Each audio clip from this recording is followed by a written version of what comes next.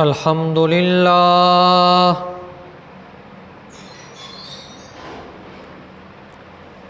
الحمد للہ وکفی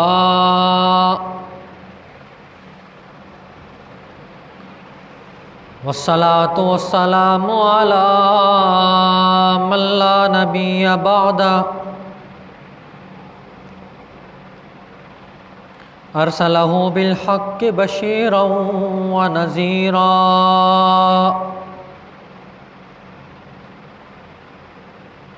وداعیا الی اللہ بإذنہ وسراجا منیرا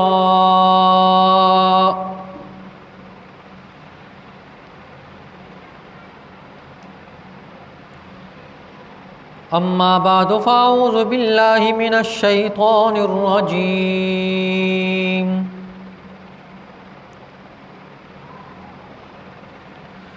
بسم اللہ الرحمن الرحیم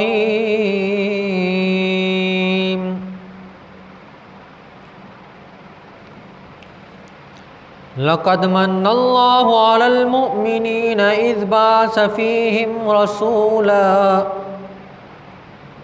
رسولا من انفسهم يتلو عليهم آياته ويزكيهم ويعلمهم الكتاب والحكمة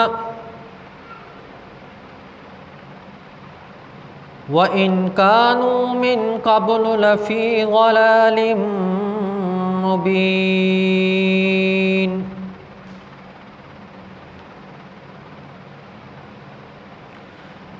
وقال النبي صلى الله عليه وسلم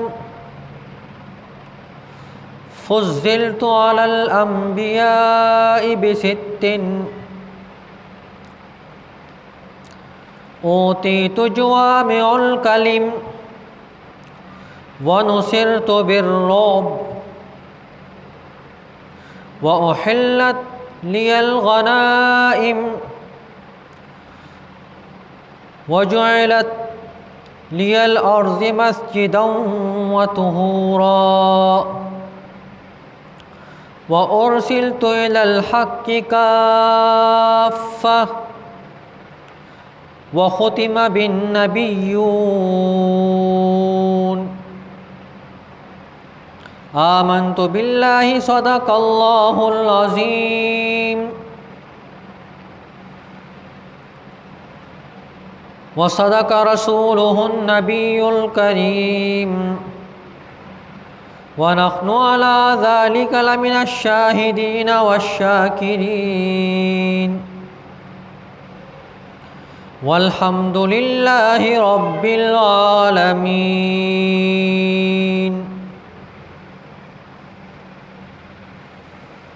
قابل صد احترام و تکریم میرے واجب الاحترام دوستوں، بزرگوں، عزیز نوجوان ساتھیوں،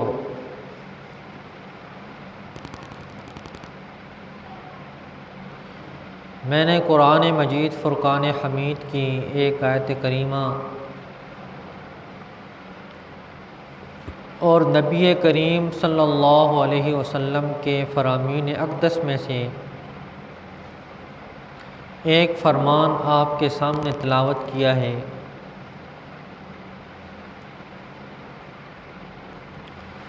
دعا ہے کہ اللہ رب العزت مجھے حق اور سچ کہنے کی توفیق عطا فرمائے، سننے اور سنانے کے بعد مجھے بھی اور آپ لوگوں کو عمل کرنے کی توفیق عطا فرمائے۔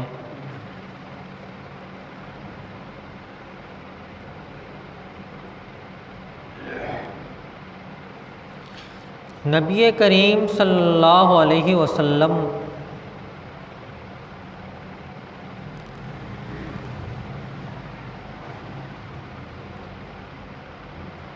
اس مہینے میں پیدا ہوئے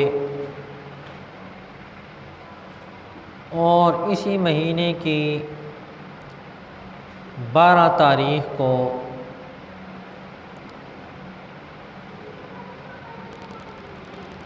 آپ کی وفات مبارک ہے۔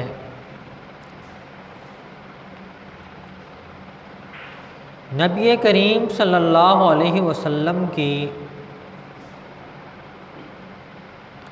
فضیلت پوری کائنات کے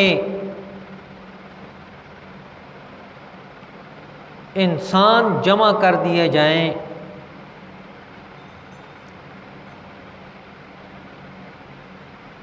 اور ان کے تمام اعمال جمع کر دیے جائیں تو نبی کریم صلی اللہ علیہ وسلم کے ایک معمولی عمل کے مقابلے میں بھی ان کا عمل نہیں ہو سکتا۔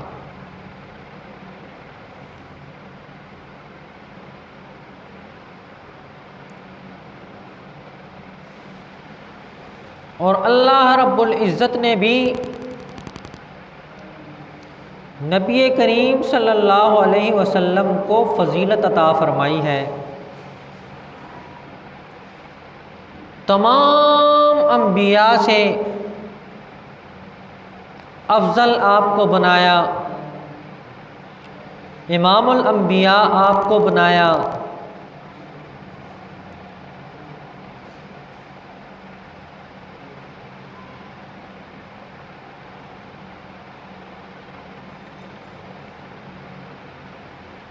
اور نبی کریم صلی اللہ علیہ وسلم کی سب سے بڑی فضیلت یہ ہے کہ آپ امی تھے،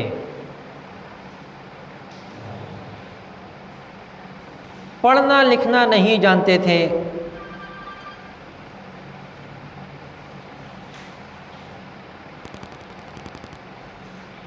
شعر نہیں پڑھ سکتے تھے،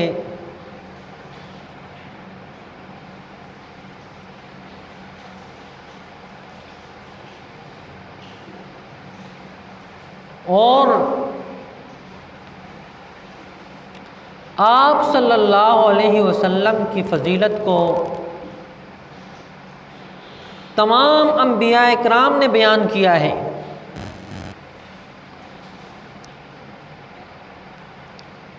آدم علیہ السلام سے لے کر عیسیٰ علی نبینا علیہ السلام تک جتنے بھی نبی آئے سب نے نبی علیہ السلام کا تذکرہ کیا،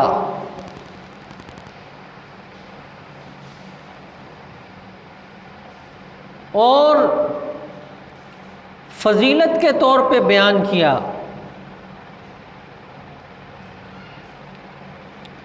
اللہ رب العزت نے جب تمام روحوں کو جمع کیا، انبیاء کرام کی مقدس روحوں کو،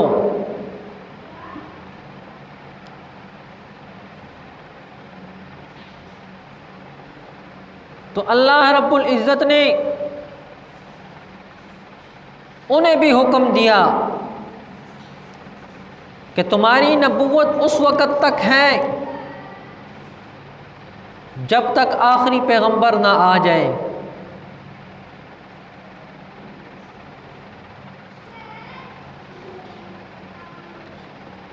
ثم جاءکم رسول مصدق لما معکم،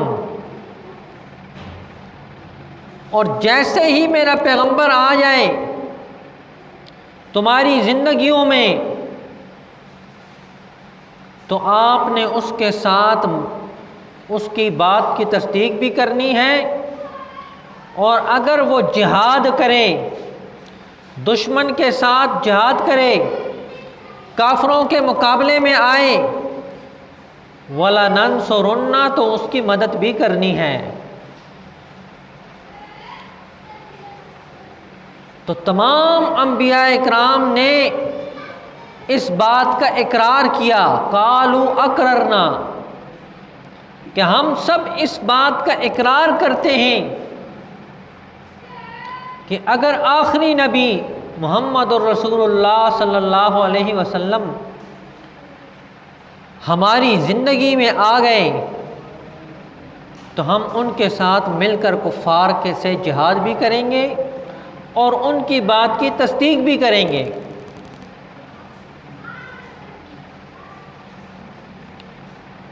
موسیٰ علیہ السلام نے بھی نبی علیہ السلام کے بارے میں بتایا اپنی قوم کو۔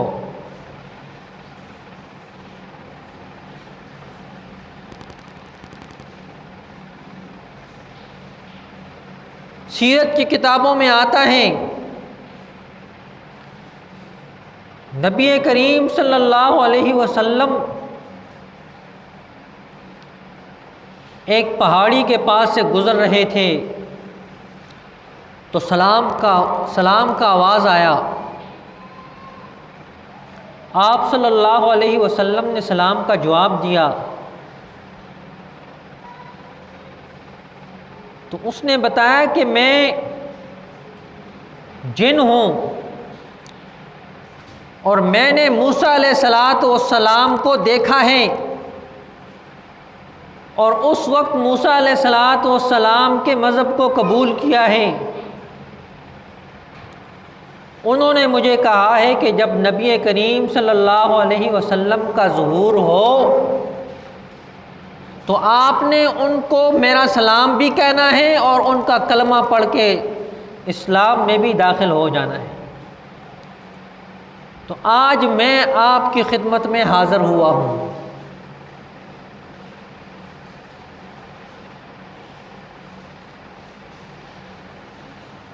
کئی روایات میں نبی کریم صلی اللہ علیہ وسلم کی فضیلت بیان کی گئی۔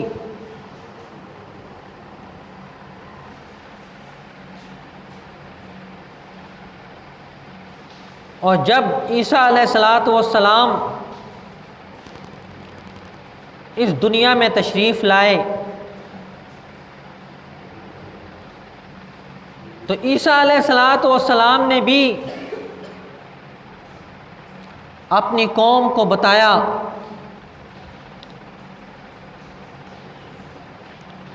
کہ میرے بعد ایک نبی آئے گا، من بعد اسمہ احمد، اس کا نام احمد ہوگا۔ یہاں پہ مغالطہ بھی آپ کو ہو سکتا ہے، اس کو ساتھ ساتھ دور کرتے جائیں۔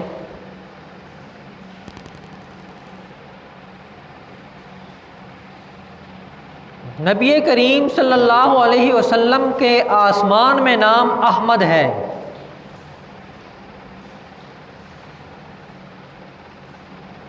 اور زمین پہ نبی کریم صلی اللہ علیہ وسلم کا نام محمد ہے۔ اور جو 99 صفاتی نام نبی کریم صلی اللہ علیہ وسلم کے قرآن پاک کے آخر میں لکھے ہوتے ہیں، ان میں بھی یہ نام موجود ہے کہ یہ نبی کریم صلی اللہ علیہ وسلم کا نام ہے۔ تو آسمانوں میں نام نبی کریم صلی اللہ علیہ وسلم کا احمد بتایا گیا، تو اسی لیے انہوں نے جب نام لیا تو فرمایا کہ من بعد اسمہ احمد، میرے بعد جو نبی آئے گا، آخری پیغمبر آئے گا، اس کا نام احمد ہوگا۔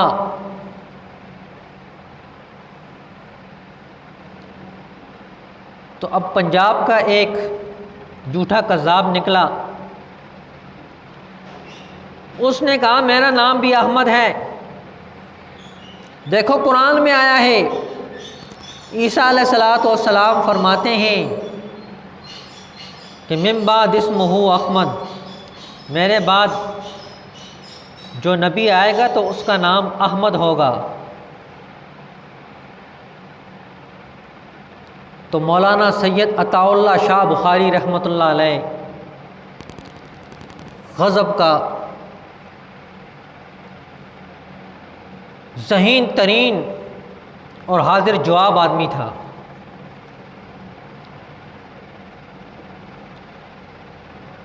جج بھی بڑا حیران ہوا کہ جب قرآن میں ذکر آ گیا ہے اس کا تو پھر تو تو شاہ صاحب نے کہا جی میں اللہ ہوں۔ جج نے کہا مولوی صاحب خیر تو ہے، وہ کیا ہو گیا ہے، کیا ہو گیا ہے؟ کہا جب یہ احمد بن سکتا ہے تو میں اللہ نہیں بن سکتا؟ یہ تو غلام احمد ہیں۔ تو مرزا نے کہا یہ تو میری ماں نے ساتھ لگا دیا ہے غلام، ورنہ ہوں تو میں ہی احمد۔ کہا عطا جو ہے نا وہ میری ماں نے ساتھ لگا دیا ہے، ہوں تو میں ہی اللہ۔ اور جب میں اللہ کہہ رہا ہوں کہ اس بدبخت کو میں نے نبی بنا کے نہیں بھیجا ہے تو یہ کدھر سے آ گیا ہے؟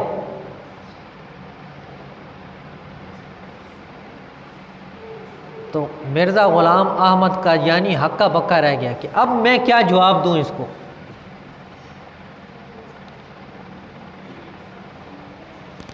تو یہ شگوفے ہر دور میں آتے رہتے ہیں، مختلف رنگوں سے آتے ہیں، اور اللہ رب العزت نے ان کے لیے بندوبست پہلے سے کیا ہوتا ہے۔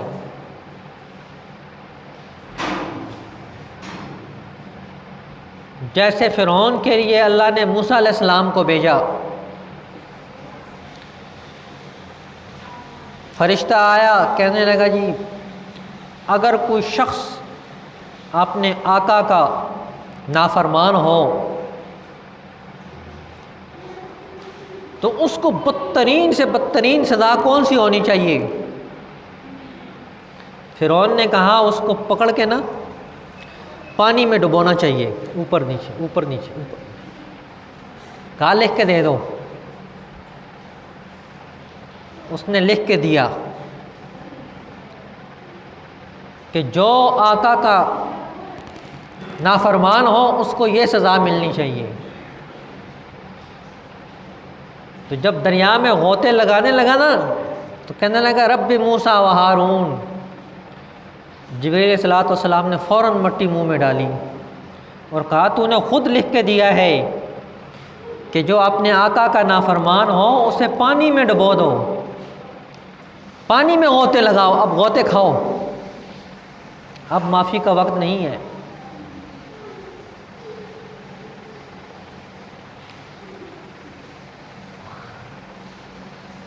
تو عیسیٰ علیہ السلام نے بھی بتایا کہ میرے بعد جو نبی ہے آنے والا ہے اس کا نام احمد ہوگا، یعنی محمد الرسول اللہ صلی اللہ علیہ وسلم میرے بعد جو آئیں گے سب سے آخری نبی وہی ہوں گے، ان کے بعد کوئی نبی نہیں ہوگا۔ تو خود نبی کریم صلی اللہ علیہ وسلم نے اپنی فضیلتیں بتائی ہیں۔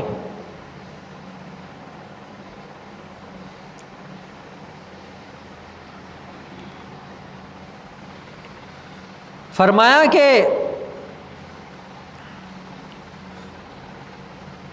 مجھے اللہ رب العزت نے انبیاء اکرام پر فضیلتیں عطا فرمائی ہیں۔ فرمایا فضلت علی الانبیاء، انبیاء کے اوپر مجھے اللہ رب العزت نے فضیلتیں عطا فرمائی ہیں۔ اوتیت جوامع الکلم، کہ مجھے جامع کلام والا بنایا۔ نبی کریم صلی اللہ علیہ وسلم کی بات بالکل مختصر ہوتی ہے لیکن اس میں علم و حکمت کے دریا بھرے ہوتے ہیں۔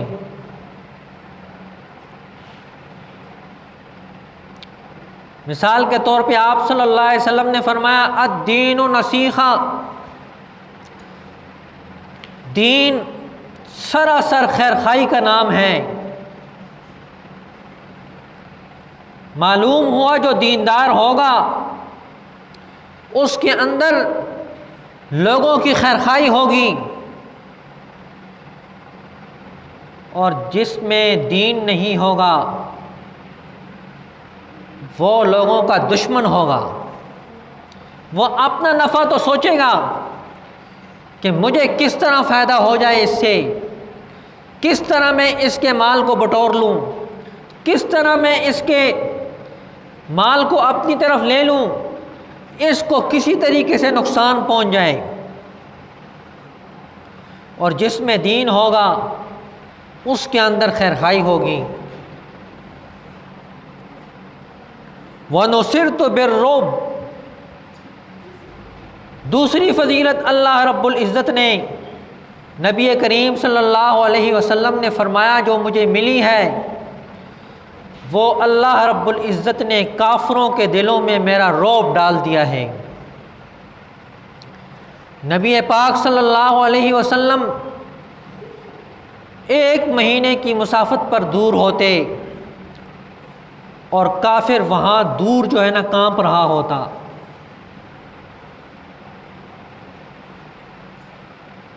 لاہو لشکر کے ساتھ وہ آیا ہوتا، لیکن نبی کریم صلی اللہ علیہ وسلم کے پاس تعداد بھی کم ہوتی اور ہتھیار بھی کم ہوتے، اس کے باوجود کافر تھر تھر کانپ رہا ہوتا۔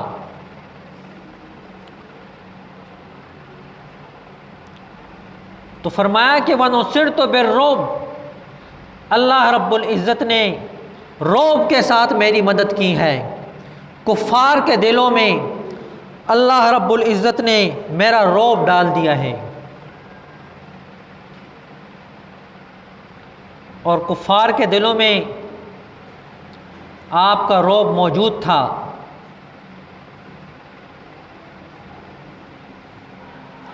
امیہ بن خلف مسلمانوں کا سخت ترین دشمن، اسلام کا دشمن، اس نے ایک گھوڑا پالا ہوا تھا۔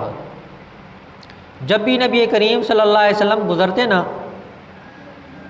تو وہ کہتا جی میں نے گھوڑا پالا ہے، خوب کھلاتا پلاتا ہوں، اور اسی پر بیٹھ کے تجھے قتل کروں گا۔ نبی کریم صلی اللہ علیہ وسلم گزر جاتے۔ ایک دن آپ صلی اللہ علیہ وسلم نے فرمایا کہ انشاءاللہ میں ہی تجھے قتل کروں گا۔ اب تو ٹانگیں کانپنا شروع ہو گئیں کہ یہ کیا ہو گیا ہے۔ وہ جو سوکی بدماشی تھی وہ ختم، کیونکہ اسے پتہ تھا کہ اب یہ ہو کر رہے گا۔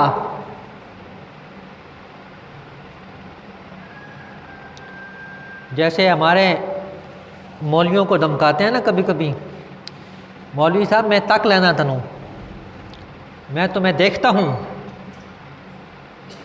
تو بدماش بنا ہوا ہے۔ تو وہ بھی دھمکاتا تھا آپ صلی اللہ علیہ وسلم کو، میں نے گھوڑا پالا ہے، بہت کچھ کھلاتا ہوں، اسی پہ بیٹھ کے تجھے قتل کروں گا۔ آپ صلی اللہ علیہ وسلم نے ایک دفعہ فرمایا میں تجھے قتل کروں گا۔ جب بدر میں جا رہے تھے نا سارے کفار، تو یہ چھپ رہا تھا۔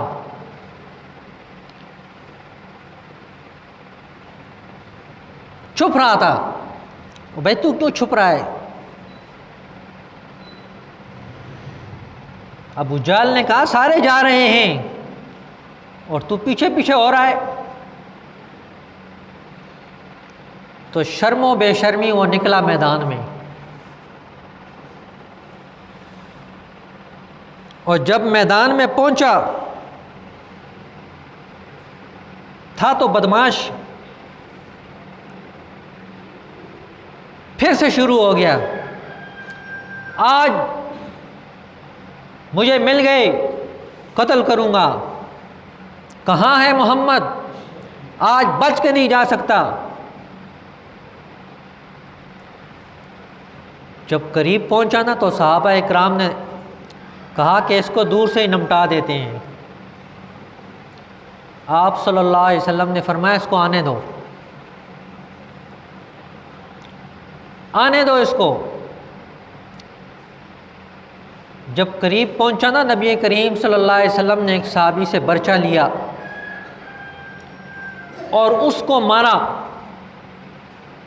اس کی گردن پہ لگا اور معمولی سا خراش آیا۔ روایات میں آتا ہے کہ 7 مرتبہ وہ گھوڑے سے گرا، ایک دفعہ بیٹھا پھر گر گیا، پھر بیٹھا پھر گر گیا، 7 مرتبہ گھوڑے سے گرا، اور چیخنے اور چلانے کی آواز اس کی ایسی ہو گئی جیسے بیل کی ہوتی ہیں،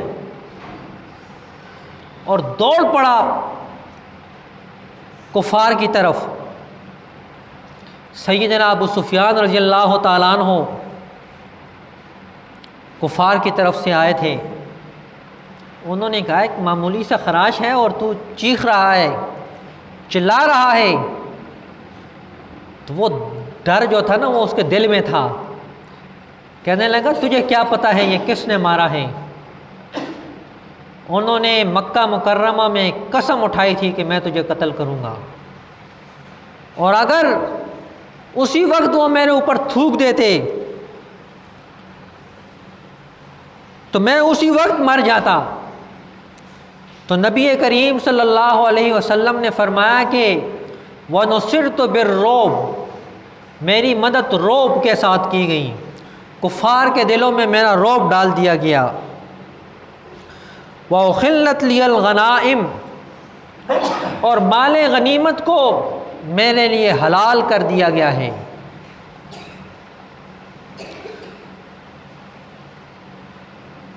وَجُعِلْتُ لِيَ الْأَرْضِ مَسْجِدًا، اور پوری کائنات کی زمین کو میرے لیے مسجد بنا دیا گیا ہے۔ وَطُہُورًا، اور پوری سرزمین کو میرے لیے پاک کر دیا گیا ہے۔ ہمارے ہاں کئی دفعہ لوگ کھڑے ہو جاتے ہیں، جی وہ جی سرکاری زمین پہ مسجد بنائی ہے، جی یہ تو حرام ہے، نہیں بنانی چاہیے تھی۔ نبی کریم صلی اللہ علیہ وسلم فرما رہے ہیں کہ ساری کائنات کی زمین مسجد ہے، اور یہ بیٹھ کے رو رہا ہے کہ تو نے سرکاری زمین پہ مسجد بنائی ہے۔ آپ صلی اللہ علیہ وسلم نے فرمایا کہ پوری کائنات کی زمین مسجد ہے، اور کائنات کی تمام زمین کو اللہ نے میرے لیے پاک کر دیا ہے۔ یہ تو اسلام نے آپ کو قبول کیا ہے کہ تم اپنے گھر بناؤ، اپنی رہائش بناؤ، اپنی ضروریات کے لیے بناؤ، ورنہ ساری کے ساری زمین مسجد ہے۔